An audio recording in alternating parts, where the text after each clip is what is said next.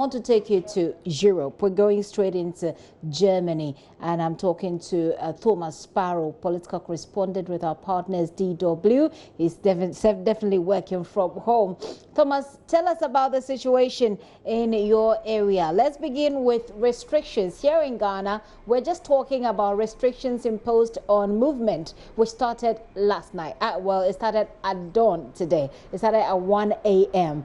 and people are complying. There are a few issues here which we'll be sharing with our audience. Tell us about the compliance level in Germany. We're told that people are just giving authorities some headache there. Most people are indeed complying with the regulations here in Germany. In fact, most people, according to various surveys, support the measures that the government imposed a few days ago. Let's not forget that the government restricted gatherings of more than 2 people, closed non-essential businesses and restaurants, and asked people to stay home. Obviously, there have been exceptions, so people still going out when they shouldn't, but in general, people have been complying with the restrictions put in place because the government has said on various occasions through different channels, even Angela Merkel on a very unusual televised address, that this is also their responsibility, that if we want to flatten the curve, as they say, if we want to reduce the number of infected people, if we want to reduce the potential number of those affected, then people have to certainly comply and at least try and make their part and participate. And one way in which they can certainly do so is by staying at home and preventing any unnecessary social contact. Well, we'll be talking more about what Ghanaians are doing here, but one of the things that authorities here in Ghana want to do with this restriction period is to do a lot of testing. We may not have enough testing kits. Of course, the entire world has an issue with that, but I'm also reading or learning about some antibody tests that's supposed to be carried out in Germany. Tell us a bit more about that and what can we learn from it?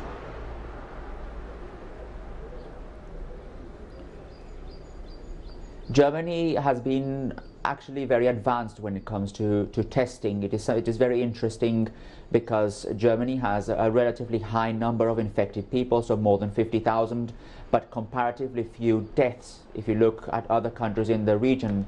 And there have been plenty of analysis trying to understand why that might be. Why does Germany have so many infected people but so few deaths comparatively? And one of the reasons that has to do with that is the fact that Germany has been testing and testing.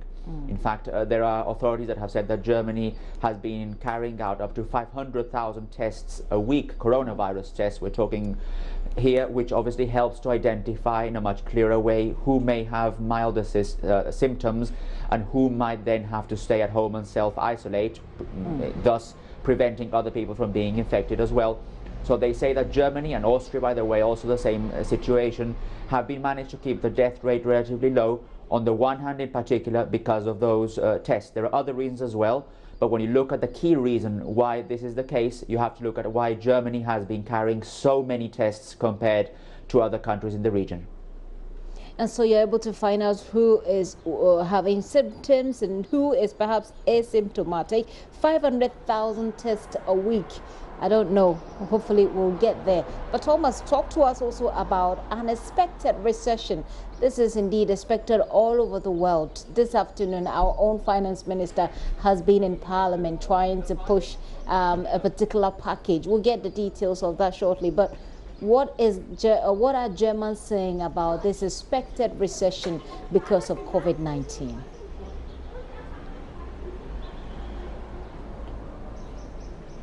It is a very big worry in Germany, and not only a big worry among politicians but also among the general population. You may know that Germany, as an exporting nation, depends on these kinds of global connections that have been affected by all the coronavirus crisis around the world, and as such, one of the main concerns that Germans have, as well obviously as the health issue, is the economic issue and how that that may impact them in the short, in the medium and in the long term. That's why the German government passed a very, very large aid package last week in the German parliament.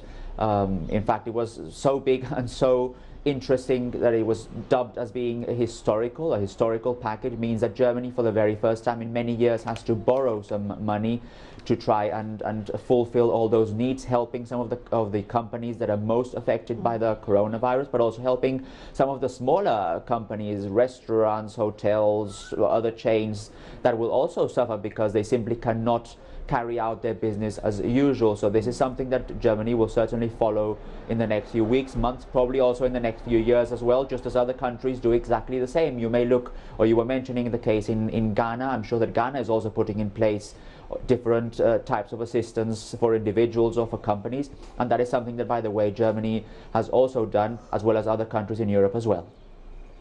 Well, we're waiting to know what the government has in stock for us. But Thomas, it's been a number of days for you yourself working from home. I'd love to understand how the experience is like. Will you share that with us?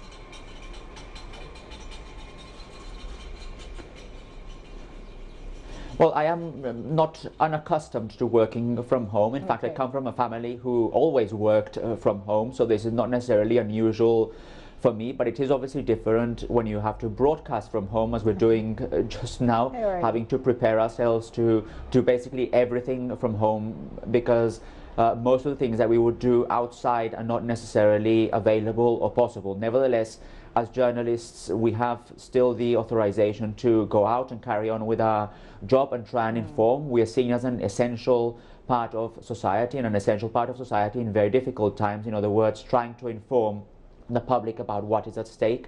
And as such, although we have restricted going out to film things or to interview people, and if we do, we take the appropriate measures, definitely, so without exception, but most of the job that we have been doing consists of basically researching from home and trying to adapt all the different means and the different possibilities to broadcasting, for example, from home, or writing from home, or researching from home. So this has certainly meant a general change, even though, as I said in the beginning, for me it is not that unusual, because I come from a family that has always worked mostly from home. For us, it will be extremely unusual. We've tried that last week, but I did not, for example, broadcast from home. I did work from home, but I didn't broadcast from home. But this is our new reality, and it will be interesting going forward to learn more of how to get this done and get ourselves set up and all of that. Thomas, thank you very much. But before you go, will you be generous enough to share with us what Germans say about this situation?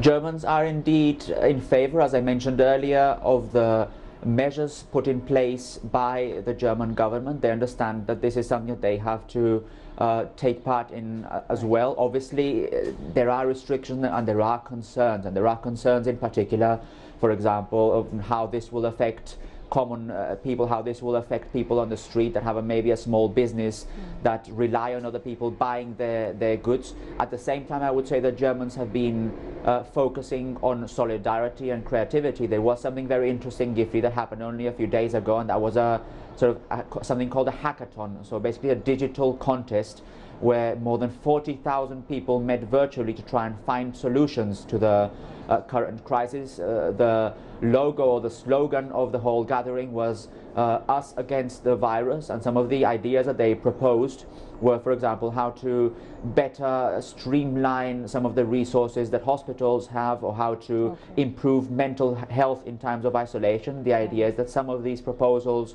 will in some ways be implemented. That's why the government is also participating in this measure, and at the same time that it can be replicated in other parts of the world. So on the one hand, I would say that generally there is support for the measures put in place. There is also concern about the potential impact, and on the other hand, there is also a sense that Germans have to be, or have to at least focus on solidarity and creativity in these very difficult times. Thomas, thank you. Thomas Sparrow there. He's political correspondent of our partners, DW, joining us all the way from Berlin. He's working from home.